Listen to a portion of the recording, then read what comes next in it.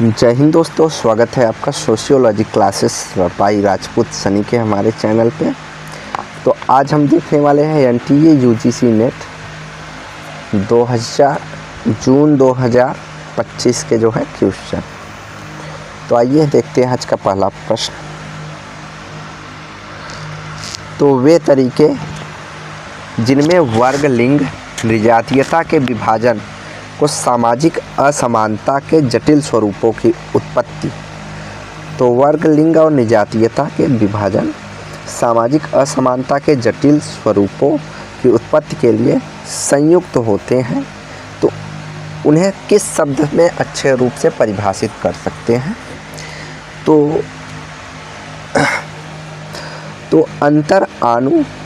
अंतरानुभागनीयता जो है इसका राइट आंसर होगा। इंटरसेक्शनलिटी करके अंग्रेजी में आता है। और किम्बरले शा ने इस शब्द को जो है इंट्रोड्यूस किया है। किसने? किम्बरले क्रेसा ने, किम्बरले क्रेसा।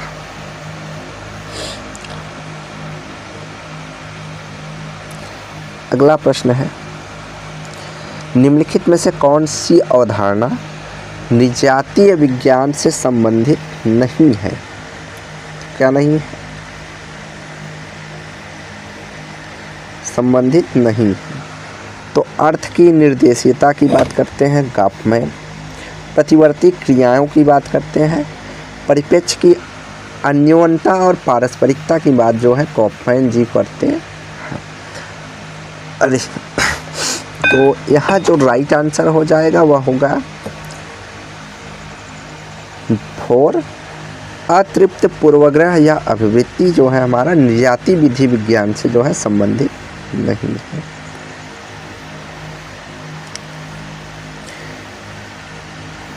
अगला है एक विस्तृत शहर क्षेत्र जिसके अनेक नगर और उनके चारों ओर उपनगर होते हैं, सबसे अच्छे तरीके से क्या परिभाषित किया जाता है? तो जब नगर हो, कई नगर हो जुड़े हुए हों और उनके आसपास उपनगर हो तो उसको हम मेगालोपोलिस कहते हैं। क्या? मेगालोपोलिस।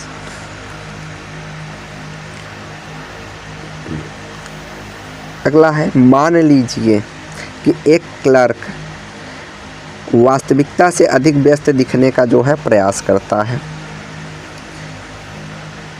करता है जबकि सुपरवाइजर पर्यवेक्षक उसे देख रहा है। गॉफमैन ने इस व्यवहार का किस दृष्टिकोण के अध्ययन किया था? तो इरविन गॉफमैन, तो इसका बहुत सिंपल सा था कि इरविन गॉफमैन मनोवैज्ञानिक नहीं थे, प्रकारवादी नहीं थे, संघर्षवादी नहीं थे। गॉफमैन ने अन्योन क्रियावाद की बात कही है। तो उन्होंने कहा कि काम तो करता नहीं वास्तविकता में, लेकिन वह ऐसा दिखाता है कि काफ़ी व्यस्त है। तो ऐसे व्यक्ति को अन्योन क्रियावादी, मतलब दूसरे के नज़रिए में ऐसा दिखाना कि हम बिजी हैं लेकिन कोई काम नहीं कर रहे हैं। तो ऐसा है जो नाट्य कला शास्त्र में इन्होंने बताया। अगला है, निम्नलिखित किस प्रकार के शोध में समुदाय के निवासियों को सामाजिक आर्थिक विशेषताओं का अध्ययन किया जाता है? तो सामाजिक और आर्थिक की बात कहाँ किया जाता है? तो इसका जो राइट आंसर हो जाएगा वह होगा अनुवर्णनात्मक शोध। क्या होगा? वर्णनात्मक शोध में जो है समुदाय के निवासियों को सामाजिक और आर्थिक विशेषताओं का किया जाता है। जबकि अगर बात होती कल्चरल या संपूर्णता की तब अन्वेषणात्मक शोध होता। अगला है, मैच द कॉलम का है। तो the philosophy of discourse and modernity की बात करते हैं जुर्गेन हैबरमास। डिस्कोर्स और modernity Jurgen Habermas. Formations of modernity पुस्तक जो है यह स्टुअर्ट हॉल की है। सॉरी, थोड़ा दिक्कत हो गया। तो फॉर्मेशन जो है इनकी पुस्तक जो है performance of modernity, Stuart hall. The consequence of modernity जो पुस्तक है भाई आप सभी जानते हैं एंथनी गिडिंग्स की है। और modernity at large cultural dimension of global की बात करते हैं अर्जुन अप्पादुरई। तो इसको क्वेश्चन जैसे एग्ज़ाम में हल कर रहे हैं तो आपको देखना है कौन आपको आता है। तो जैसे हमें यहाँ कॉन्सिक्वेंस ऑफ मॉडर्निटी पुस्तक जो है एंथनी गिडिंग्स की है, यह पता है। तो सी का ऑप्शन 4 केवल एक ही में है, इसलिए हमारा राइट आंसर डी हो जाता है यहाँ पे। तो ऐसे निगलेक्ट करके हम समय की बचत जो है एग्ज़ाम हॉल में कर सकते हैं।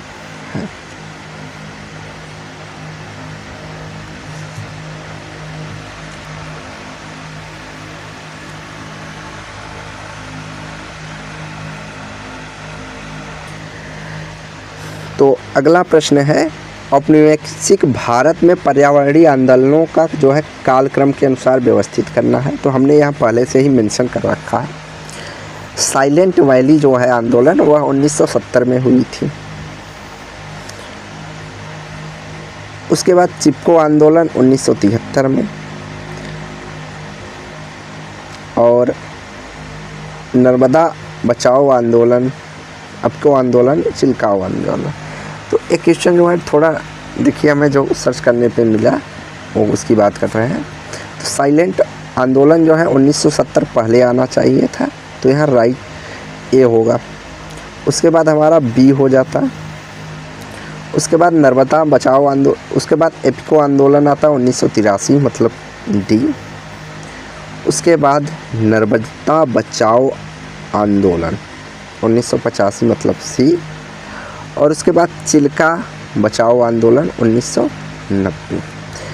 तो हमारा क्रम जो होना चाहिए था ए होना चाहिए था कि ए बी डी सी ई, लेकिन ए बी डी सी ई जो है यहाँ पे कोई भी क्रोनोलॉजी नहीं दिया गया है। तो इसको आप एक बार चेक करके चैलेंज कर सकते हैं। तो यहाँ ए बी डी सी होगा। हमने यहाँ पे मेंशन कर दिया है कि कौन सा कब आया था। साइलेंट वैली आंदोलन 1970, चिपको आंदोलन 1973, नर्मदा बचाओ आंदोलन 1985 और एपिको आंदोलन 1983 और चिल्का आंदोलन 1990। अगला है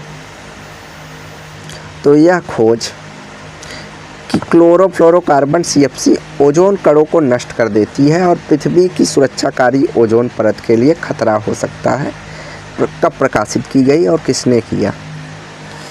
तो 1970 में प्रकाशित की गई थी और शेरवुड रोलैंड और मारियो मोलेनी के द्वारा जो है लाया गया था इसको, कि जो CFC होता है वो ओजोन परत को नुकसान पहुंचाता है। अगला प्रश्न है औपनिवेशिक भारत के जो है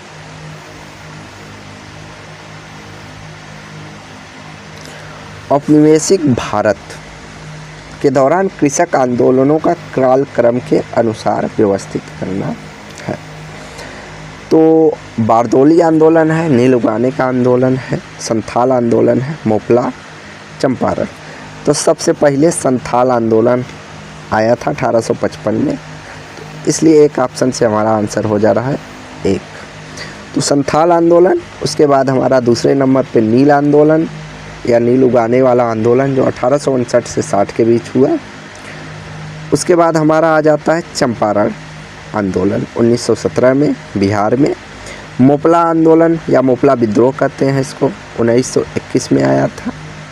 फिर सबसे लास्ट में बारदोली आंदोलन 1928। तो यहाँ राइट आंसर जो है एक हमारा सही है। अगला है तो निम्नलिखित में से को कालक्रम के अनुसार व्यवस्थित करना है।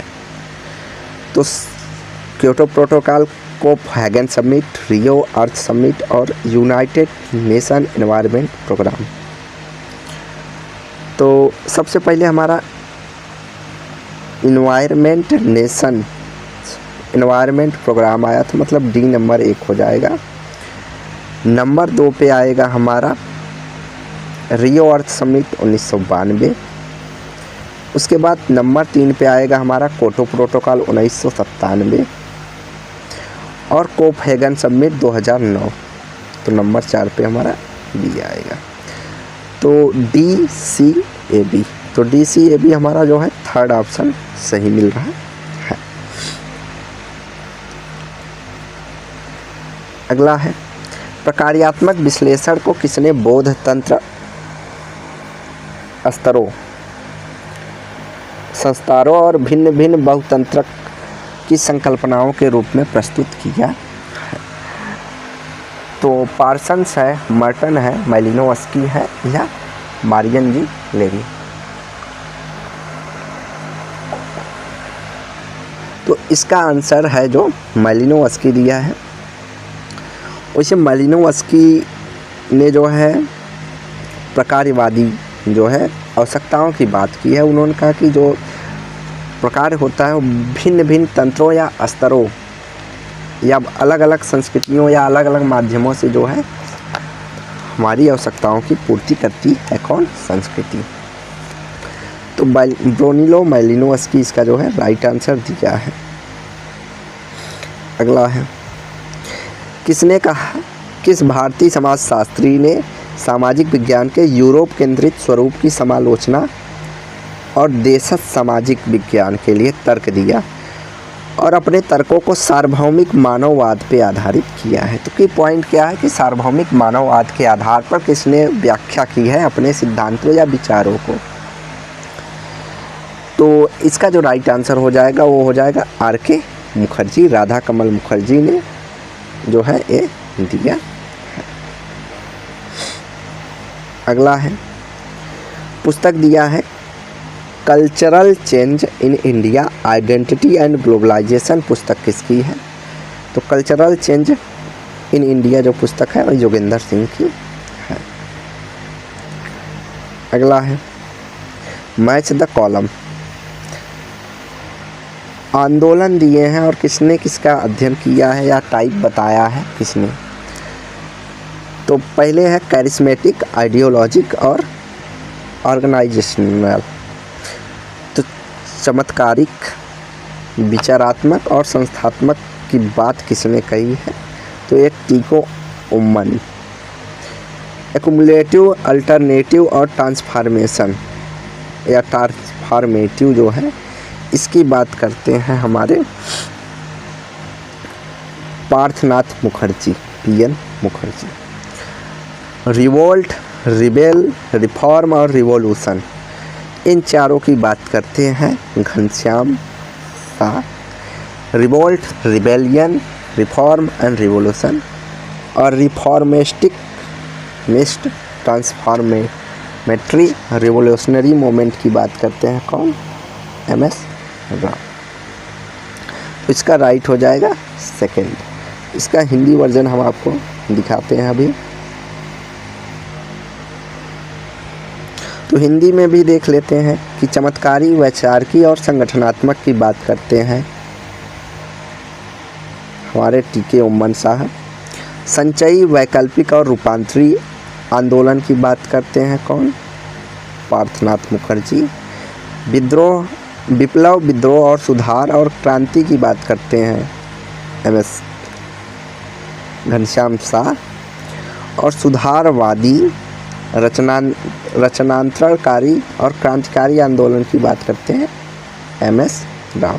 तो यह राइट आंसर हो जाएगा second.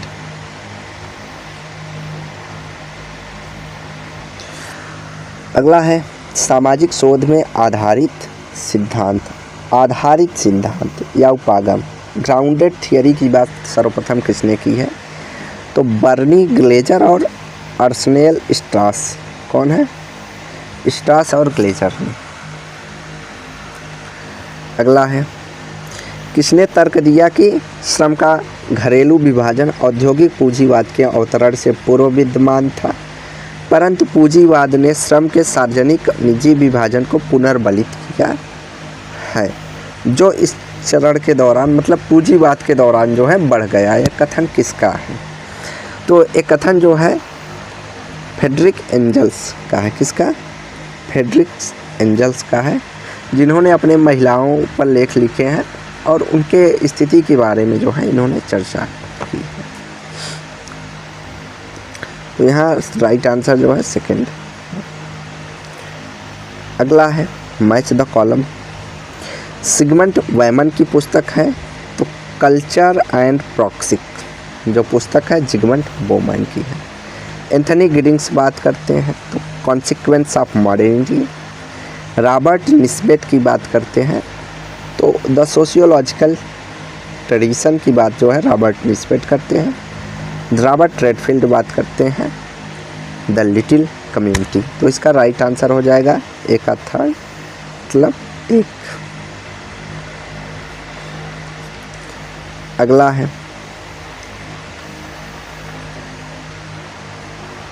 The number value that's assign the response of the time and analysing the data is called.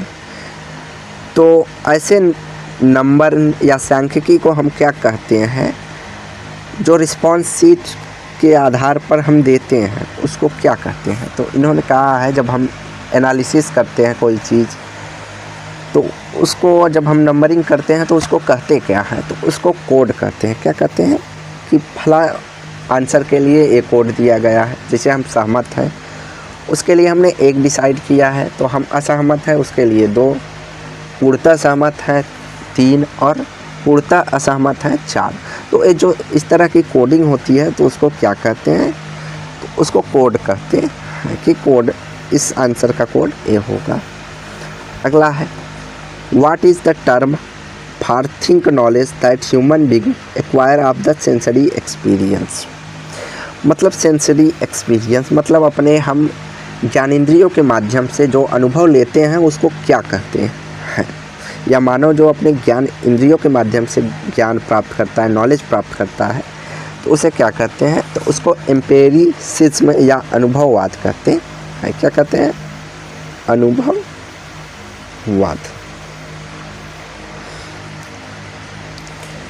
अगला है सूची 1 को सूची 2 के साथ मैच कराना है। तो सूची 1 और सूची 2 के साथ मैच कराना है, तो मैक्स मूलर किसकी बात करते हैं, तो मैक्स मूलर ने जो अपनी पुस्तक बताई है the origin and growth of religion की बात करते हैं। मॉर्गन एच लेविस एच जो है एशियाटिक सोसाइटी की बात करते हैं।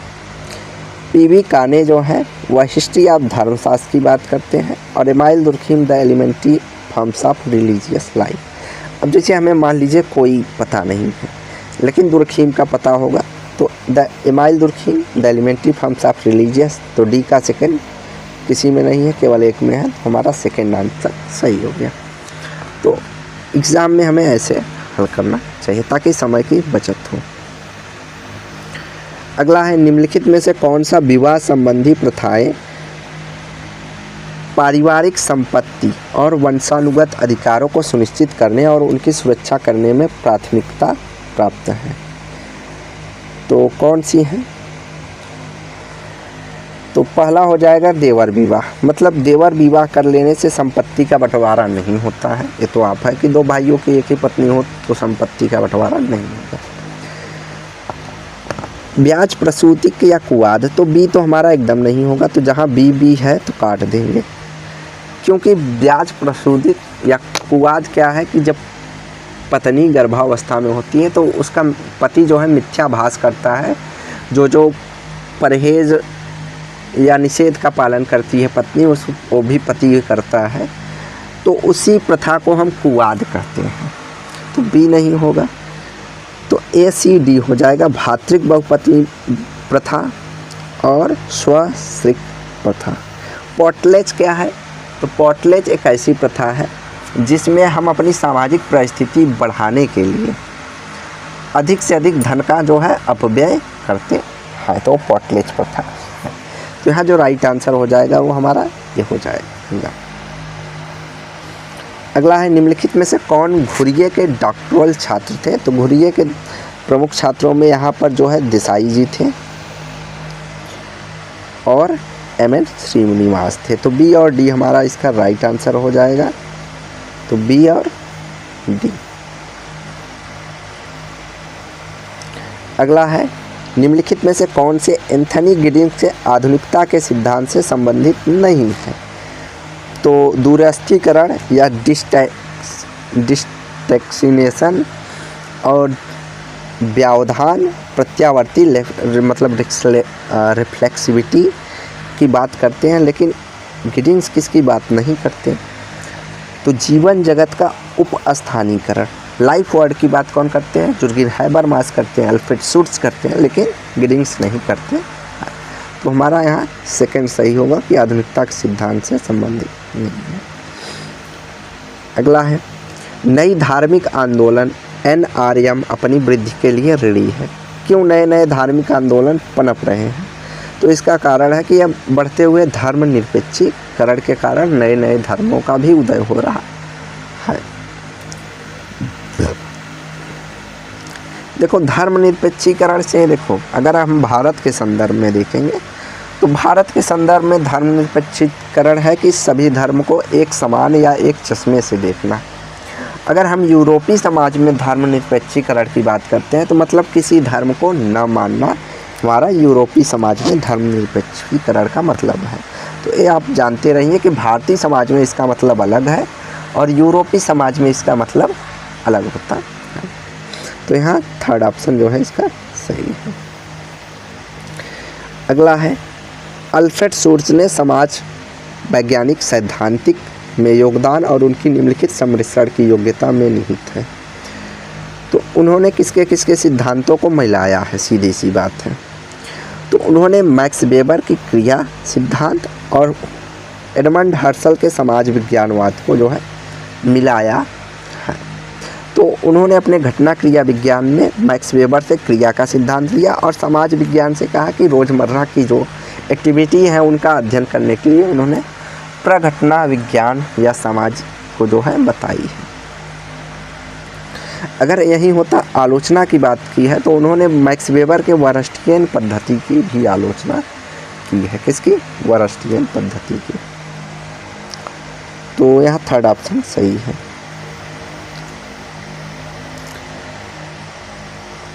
अगला है फॉर्म्स ऑफ कैपिटल में पियरे बोर्दियू ने सांस्कृतिक पूंजी के रूपों के माध्यम से इनमें से अभिव्यक्ति की है।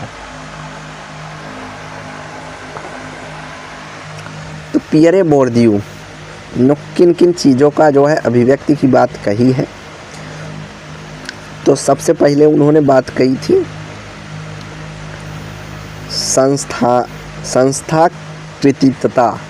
संस्थाकृतिता।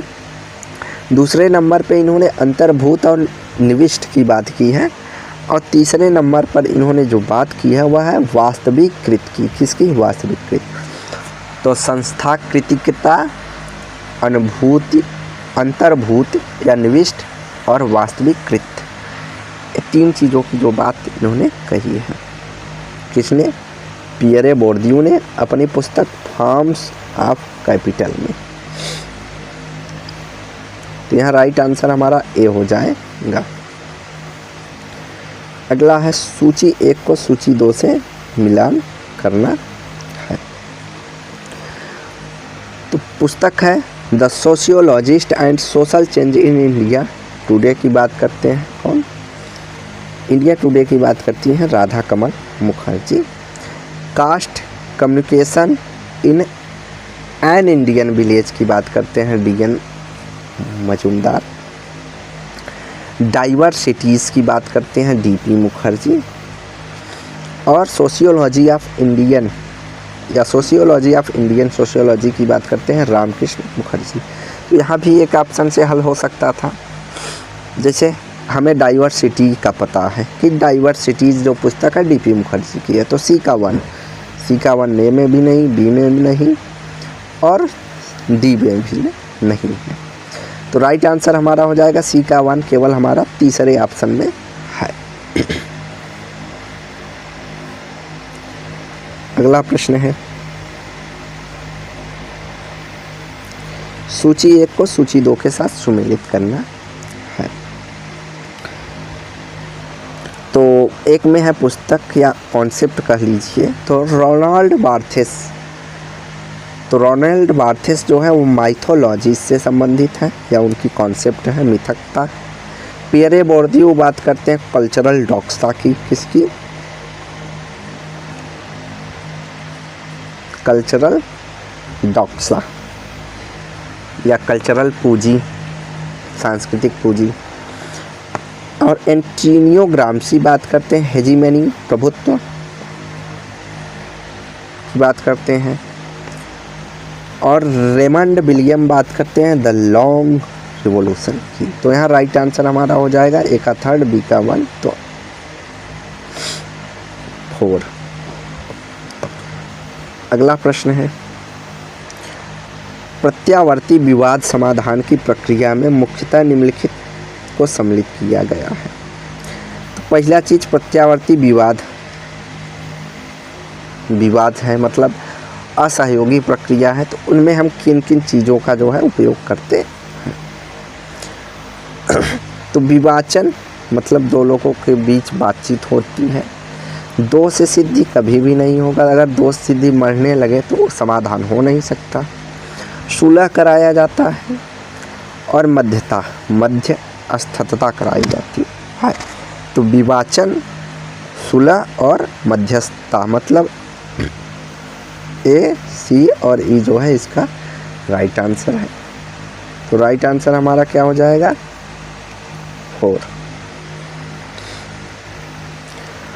अगला है नृजातीय विज्ञान क्रिया विज्ञान में हराल्ड गारफिंकल द्वारा प्रस्तुत प्रयोग विधि जो कि दिन प्रतिदिन के जीवन के नित्य कर्मों में अस्त व्यस्त कर देती है और आदर्शक क्रम पर प्रश्न चिन्ह लगाती है। तो हराल्ड गारफिंकल जो है, इन्होंने कहा कि एक ऐसा विधि होता है जो व्यक्ति के जो रोज़मर्रा की क्रियाओं को इधर उथल पुथल कर देती है। कई बार हम जीवन में नया करने जाते हैं तो हमारा जीवन जो है उथल पुथल हो जाता है। तो उसको हराल्ड गारफिंकल ने क्या कहा, तो उसको हराल्ड गारफिंकल ने कहा कि वो प्रश्न चिन्ह लगा देती है या भंग के रूप में कहलाती है। किसका, उसको इन्होंने कहा कि भंग हो जाता है, जीवन भंग हो जाती है। तो यहाँ राइट आंसर हो जाएगा। तो आज की वीडियो हम यहीं समाप्त करते हैं और इस नए फ़ोन से हम वीडियो पहली बार बना रहे हैं तो इसलिए थोड़ा सा ऊंच नीच हो सकता है, तो ऊपर नीचे 19-20 हो सकता है, तो उसके लिए सॉरी। और हाँ, एक क्वेश्चन और है जिसको हम क्या कर सकते हैं, चैलेंज कर सकते हैं। तो आइए देख लेते हैं कि वो कौन सा क्वेश्चन है।